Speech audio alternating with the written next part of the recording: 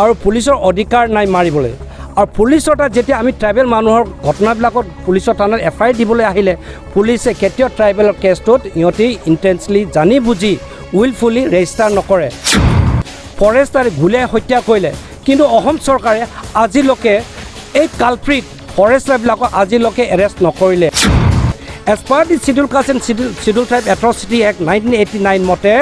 আপোনাৰ deputy commissioner of 2 districts Udalguri আৰু বাক্সাই উইদিন দ্য 7 days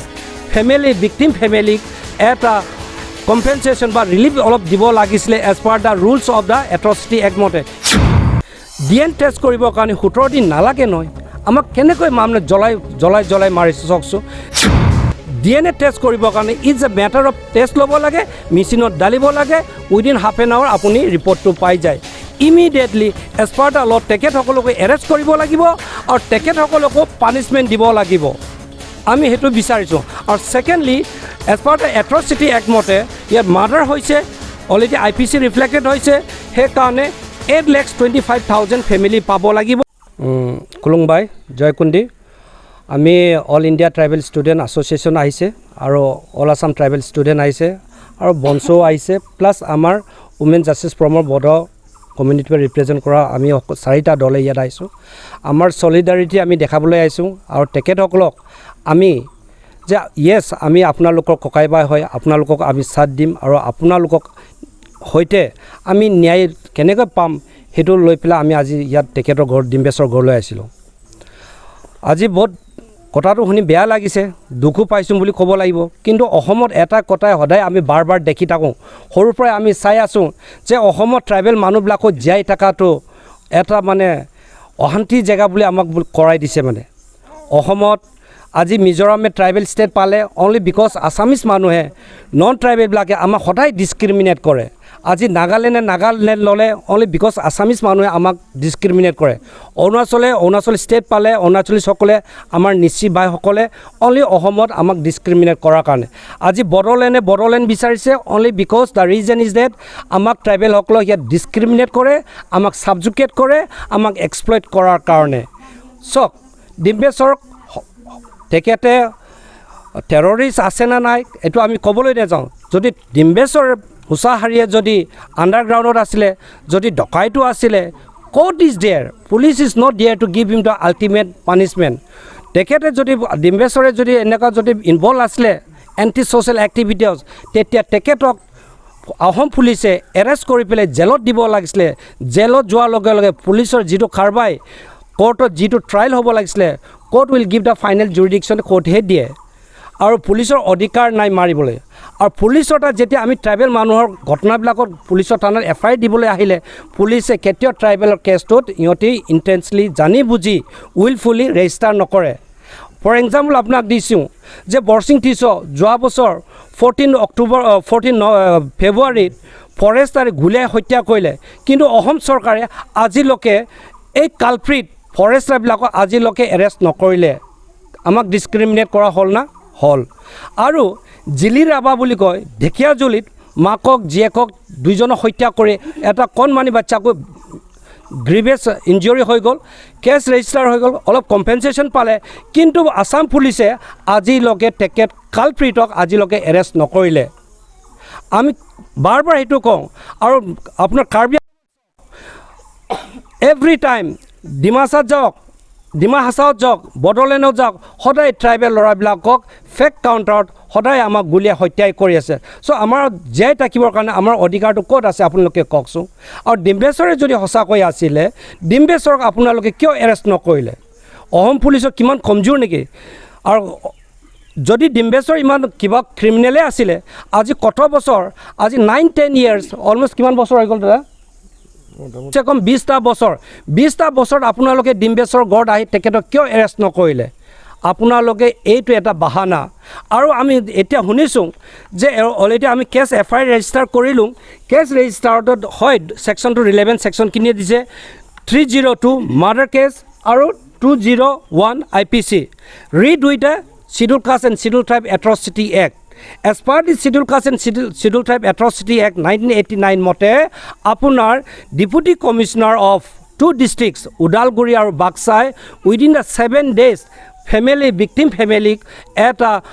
কম্পেনচেশ্যন বা ৰিলিফ অলপ দিব লাগিছিলে as per the rules of the atrocity act মতে, কিন্তু আজিলৈকে দিয়া নাই। নম্বৰ 1 নম্বৰ 2 কি ডেড বডিটো আজি 17 দিন তেখেতসকলক কাষ্টাডিত হৈছে।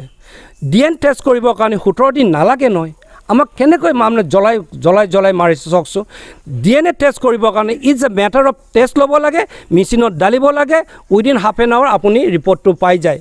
CBI কেছ দিছে, আমি ভাল পাইছোঁ, কিন্তু এতিয়া CBI কি ৰিপৰ্ট দিয়ে আমি নাজানো। কিন্তু আমাৰ ডিমাণ্ড এটাই যে যিসকল পুলিচে ইয়াত ইনভলভ হৈ আছে পাব্লিক ছাৰ্ভেণ্ট, তেখেতসকলক immediately as per the law তেখেতসকলকো এৰেষ্ট কৰিব লাগিব আৰু তেখেতসকলকো পানিছমেণ্ট দিব লাগিব।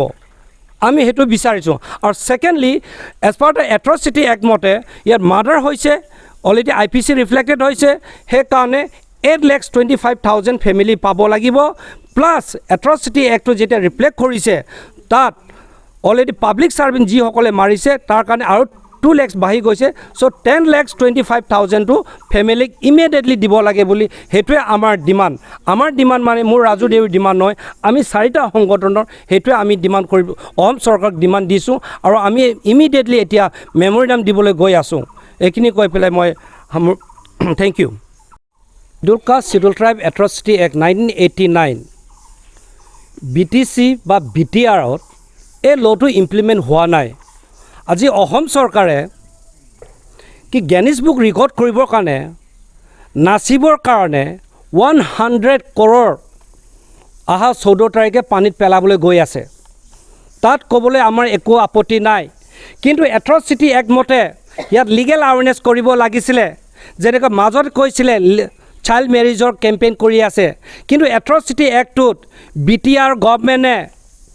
কাৰ্বি আংলং গভৰ্ণমেণ্টে, ডিমা হাছাও গভৰ্ণমেণ্টে, অল দ্য অট'নমিক কাউন্সিল ট্ৰাইবেলসকলে কিয় নিমাতি হৈ আছে? আপোনালোকে কিয় য়েছমেন হৈ আছে? দিছ ল ইজ ভেৰি ইম্পৰ্টেণ্ট ল ফৰ আছ। এই ল'টো ইমপ্লিমেণ্ট কৰিবৰ কাৰণে আপোনালোকে এটলিষ্ট ইনিচিয়েটিভ লওক। নম্বৰ 1 নম্বৰ 2 আছাম গভৰ্ণমেণ্টে কোটি কোটি টকা পেলাই আছে আননেচেচাৰিলি, কিন্তু এই এট্ৰচিটি এক্টত অসমৰ ৰাইজৰ কাৰণে, অসমৰ ট্ৰাইবেলৰ কাৰণে, অসমৰ বাজেট ছেকশ্যনত 1 টকাও আজিলৈকে বাজেটত দাখিল কৰা নাই। এইটো ন্যায় না? Is it right? Is it ন? অসম চৰকাৰে ট্ৰাইবেলসকলক নেগলেক্ট কৰি আছে। This is the proof. Assam চৰকাৰে ট্ৰাইবেলক ছাপ্ৰেছ যে কৰিছে এইটোৱে ইভিডেণ্ট। কেলৈ কৈছোঁ? কেলৈ ইয়াত একমতে বাজেটত পইচা দৌৰিব লাগিছিলে। আজি অসমৰ চৰকাৰে BJP চৰকাৰে মামা বুলি কৈ পেলাই স্কুটি কিনি দিয়ে, মটৰচাইকেল কিনি দিয়ে, কোনোবাক মোবাইল কিনি দিয়ে, কিন্তু ট্ৰাইবেলৰ কাৰণে আজি 1 টকা পইচাৰ সদনত বাজেটত দৰা নাই। This is too much, this is very illegal বুলি ক'ম। অসমৰ মাটিত অসমৰ ট্ৰাইবেলসকলৰ বেল এণ্ড ব্লক মাটিটো ইভেকশ্যন কৰিবলৈ অসমৰ টকা নাই বুলি কয় অসম চৰকাৰৰ। কেনেকুৱা এই গভৰ্ণমেণ্টটো আপোনালোকে চাওকচোন। আৰু লগতে আমাৰ 1988ত 11জন বড়ো মাইকী মানুহক বুমকাত ৰেপ হৈছিলে, আজিলৈকে সেই ভিক্টিম ফেমিলিয়ে ন্যায় নেপালে। ন্যায় সেইটো কাৰণে নেপালে, টকা 10,000 20,000 টকা দি পেলাই তেখেতসকলে কম্পেনচেশ্যন দিলে, কিন্তু আছাম পুলিচক যিসকল একিউজ পুলিচ আছিলে আছাম পুলিচ, তেখেতসকলক কিন্তু অসম চৰকাৰে আজিলৈকে এৰেষ্ট নকৰিলে। তাৰ মানে কি বুজায়? তাৰ মানে ট্ৰাইবেল মানুহক জাষ্টিচ ডিনাইটো সদায় কৰি আছে। চিমিলাৰলি আমি এই ডিম্বেশ্বৰ কেছটোত আমি সেইটোৱে ভাবিছোঁ, অসম চৰকাৰে যদি আনফেয়াৰ কৰে, যদি বায়াছ হয়, তেতিয়া আমি ট্ৰাইবেলে হয়তো আমি ন্যায় নাপাব পাৰোঁ। সেইকাৰণে আমি অনুৰোধ কৰিম অসম চৰকাৰক যে আপোনালোকে আমাক যিমানে ডিছক্ৰিমিনেট কৰিব, যিমানে এক্সপ্লইট কৰিব, সিমানে আমি ডে বাই ডে আমি বাউণ্ড হৈ যাব যে অসমৰ লগত থকাটো আমাৰ কাৰণে জটিল হৈ গৈ থাকিব। আৰু লগতে এই BTR গভৰ্ণমেণ্টে ছাত্ৰ সন্থা কৰি থকা অৱস্থাত সিমান ডাঙৰ চিঞৰিছিলে ন' বড়োলেণ্ড ন' ৰেষ্ট বুলি চিঞৰাটো, আজি বড়ো মানুহক চৰাই কুকুৰৰ নিচিনা গুলিয়াই মাৰিছে। ডেড বডিটো যেনেকৈ আমি গাহৰি পুতি দিওঁ, এনেকৈ আমাৰ ডেড বডিটো পুতি দিছে, 3 দিনৰ পিছত ডেড বডিটো কান্দিছে। আপোনালোকে তাত ইণ্টাৰফেয়াৰ কৰিব লাগিছিলে। আজি BTC চৰকাৰ কাৰ কাৰণে আছে? বড়োৰ কাৰণে আছে। বড়োৰ কাৰণে আপুনি মাতিব লাগিছিলে, কিন্তু আমি দেখা নাই টিভিত, আমি দেখা নাই আপোনালোকক CMক এই নিবেদন দিয়া। ইট ইজ নট এপ্ৰিচিয়েবল আমি এপ্ৰিচিয়েট নকৰোঁ আপোনাৰ BTRক য'ত আপোনাৰ ডেড বডি কান্দি ওলাইছে কিবাৰ পৰা মাটিৰ পৰা 3 দিনৰ পিছত কেনেকুৱা অন্যায় আমাক কৰিছে আপোনালোকে চাওক আপোনালোকে শুনিছে UPত হাত্ৰা কেছত ৰাতি ডেড বডি যেতিয়া জ্বলাবলৈ আহিছিলে পুলিচক চিঞৰ বাকৰ কৰি আল্টিমেটলি পুলিচক কিমান গালি দিলে যে ডেড বডি আপুনি জ্বলাব নোৱাৰে ৰাতি কিন্তু high court supreme court inter UP court common civil ছ'চাইটিয়ে ইণ্টাৰফেয়াৰ কৰি পেলাই সিহঁতক জাষ্টিছ দিয়াই দিছে তাত ভিক্টিম ফেমিলিক 24 লাখ দিয়াই দিছে কিন্তু অসম চৰকাৰ প্লাছ BTR চৰকাৰে কিয় কাৰণে ভিক্টিম ফেমিলিক এটকা আজি দিনৰ কাৰণে সিহঁতে ৰিলিফ দিব পৰা নাই কিয় BTR গভৰ্ণমেণ্টে আমাৰ কাৰণে এটা শব্দ মাতা নাই আমি ভাল পোৱা নাই এইটো তাৰ মানে BTRক অলৰেডি সিহঁতে এজেণ্ট হৈ পেলাই কাম কৰি আছে নেকি মই সদায় এটা কথা কওঁ যে ট্ৰাইবেল MLA ট্ৰাইবেল MP আৰু ট্ৰাইবেল যিবিলাক অট'নমি কাউন্সিল GM বিলাক আপোনালোকে সদায় য়েছমেনে হৈ থাকিব নেকি আপোনালোকক আমি এটাই ৰিকুৱেষ্ট কৰিছোঁ স্লেভ মেণ্টেলিটিটো আপোনালোকে চেঞ্জ কৰক আদাৰৱাইজ নেক্সট ইলেকশ্যনত আপোনালোকক গাঁৱত সোমাবলৈ আমি আপোনালোকক টোটেলি প্ৰহিবিটেড কৰিম আমি পৰিৱৰ্তন বিচাৰিম আপোনালোকক আমি ৰিপ্লেচ কৰি আছোঁ যদি আপোনালোকে আমাৰ কাৰণে মাত নামাতে এই বিষয়টো আমি ইমান মৰ্মাহত হৈছোঁ এই এনকাউণ্টাৰ শব্দটো যি মানে হেৰি ভাঙনি যিটো অসমীয়া ভাঙনি সেইটোৰে যেন শুদ্ধ বিচাৰ হোৱা নাই সংঘৰ্ষ কাৰ লগত হয় যিজন মানুহ অস্ত্ৰধাৰী যিজন মানুহে আক্ৰমণ কৰে পুলিচে তেওঁলোকৰহে এনকাউণ্টাৰ হ'ব পাৰে এজন সৰ্বসাধাৰণ মানুহৰ লগত এনকাউণ্টাৰ হ'ব পাৰে নেকি মই চমুকে এইটোৱে ক'লোঁ এজন সাধাৰণ মানুহৰ লগত এনকাউণ্টাৰ হ'ব পাৰে নেকি আৰু এই যিখিনি আমাৰ জনজাতি লোক আছে আমি আজি প্ৰায় 3-4 বছৰ ধৰি আমি দেখা পাই আছোঁ যে বিভিন্ন সময়ত আমাৰ সংগঠনে লক্ষ্য কৰি আছে বিভিন্ন সময়ত বিভিন্ন যুৱক যুৱতী বা লোক এনেকুৱা কিছুমান ঘটনাৰ লগত জড়িত হৈছে য'ত নেকি আমাৰ যিখিনি জনগোষ্ঠীৰ লোক আছে সাংঘাতিক ধৰণেৰে অত্যাচাৰ কৰা হৈছে তাক গুলি কৰি এনকাউণ্টাৰ কৰাই হওক বা ৰেপ কৰি মাৰ্ডাৰ কৰা এইবিলাক ধৰণৰ বিভিন্ন কেছবিলাক হৈ আছে এইবিলাকত প্ৰশাসনে যেনেধৰণৰ আজিৰ তাৰিখত যেনেকুৱা ধৰণৰ ইনভলভমেণ্ট হ'ব লাগে যেনেকুৱা সুবিচাৰ হ'ব লাগিছিল আজি প্ৰশাসনে সেইবিলাক কৰা নাই আৰু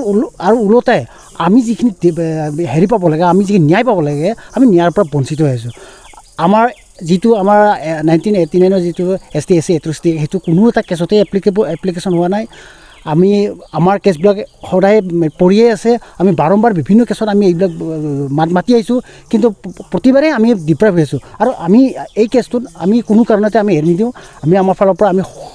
আমি উৎসাহে আমি লাগিছোঁ আৰু লাগি যাম আৰু আমাৰ যি দল সংগঠন আজি 4টা সংগঠন ইয়াতে আহিছে সকলোৱে একমত আৰু এই কেছটোত আমি যিকোনো প্ৰকাৰে আমি লাগি যাম থেংক ইউ